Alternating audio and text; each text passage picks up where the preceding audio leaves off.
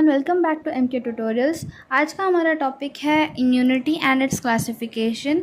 So today we are going to learn about immunity and types of immunity. So let us start with the video. Immunity means what? Immunity का मतलब क्या होता है? Immunity means हमारी body का natural defence system which works against diseases causing organism. जो भी disease causing organisms हैं उनके खिलाफ़ लड़ना, ये हमारे बॉडी का नेचुरल डिफेंस सिस्टम होता है। और हमारी जो बॉडी की इम्यूनिटी है, it protects us from invaders like bacteria, viruses and other harmful substances. So immunity का मतलब सिंपल होता है। इम्यूनिटी मीन्स हमारे बॉडी का एक नेचुरल डिफेंस सिस्टम जो कि डिजीज़ कॉजिंग ऑर्गेनिजम्स के अगेंस्ट काम करेगा और हमको प्रोटेक्ट करेगा from different invaders like bacteria, viruses and other harmful substances. So let us start with the classification of immunity. There are two main types of immunity. First is innate or non-specific or natural immunity, and second is acquired or specific type of immunity. So innate immunity जो होता है, it is first line of defense and it is present by the birth. But acquired immunity जो होती है वो हम life time acquire करते हैं या लाइफ टाइम डेवलप करते हैं. So basically there are two definitions of this. First is innate immunity. It is a type of immunity which is present by birth, and acquired immunity which is developed throughout the lives.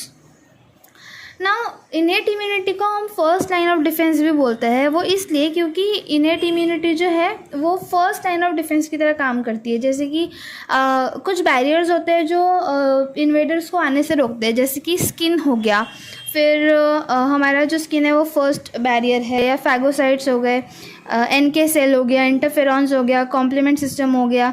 ये सारी चीज़ें जो है ये इनेट immune system में आती है या इनेट इम्यूनिटी में आती है। And acquired immunity is further classified into two types, that is humoral and cell mediated immunity.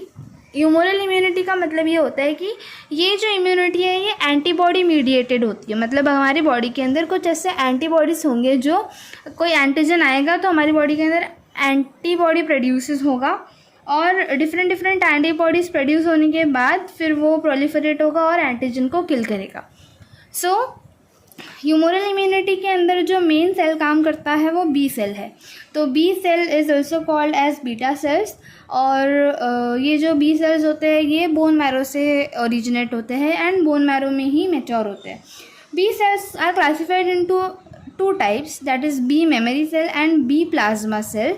तो ये जो बी प्लाज्मा सेल है, ये प्लाज्मा सेल एंटीबॉडीज़ को प्रोड्यूस करता है, जैसे कि immunoglobulin M, immunoglobulin A, immunoglobulin E, immunoglobulin G, immunoglobulin D।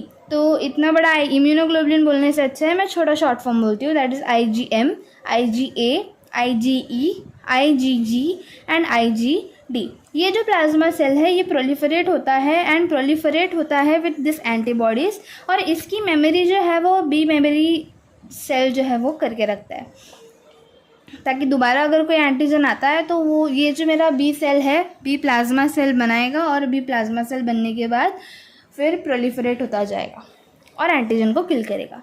दूसरा टाइप है cell mediated immunity, which is a type of acquired immunity.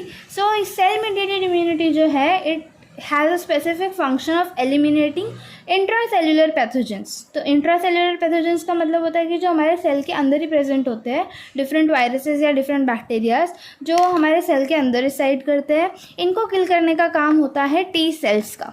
तो टी सेल्स जो है it is also called as thymic cells and it is produced in bone marrow but it is matured in thymus. तो T cells के भी चार different types हैं, that is T helper cells, T killer cells, T suppressor cells and T memory cells. अब ये जो T helper cells है, T killer cell है, ये जो सारे सेल्स मैंने अभी बताया, ये सारे सेल्स का काम होता है एंटीजन को किल करना। बट ये जो इम्यूनिटी है यानी कि सेल मीडिएटेड इम्यूनिटी जो है वो ह्यूमोरल इम्यूनिटी से थोड़ी सी डिफरेंट है। मतलब कि सेल मीडिएटेड इम्यूनिटी जो है वो एंटीबॉडीज़ पर रिलाई नहीं करती है। सेल मीडिएटेड इम्यूनिटी जो है वो डायरेक्टली सेल्स के अंदर ही प्रेजेंट होती है। तो अगर कोई वायरस या बैक्टीरिया आता है तो वो डायरेक्टली सेल्स के थ्रू ही उसको किल कर देती है। So I hope you have understood this video समझ में आया तो लाइक करो, शेयर करो एंड कमेंट करो। जो भी डाउट्स आते हैं वो डाउट्स को कमेंट सेक्शन में मेंशन करो, और चैनल पर नए हो तो चैनल को सब्सक्राइब करो एंड बेल आइकन को हिट करो ताकि जब भी मैं न्यू वीडियो पोस्ट करूँ तो सबसे पहले आपको पता चले।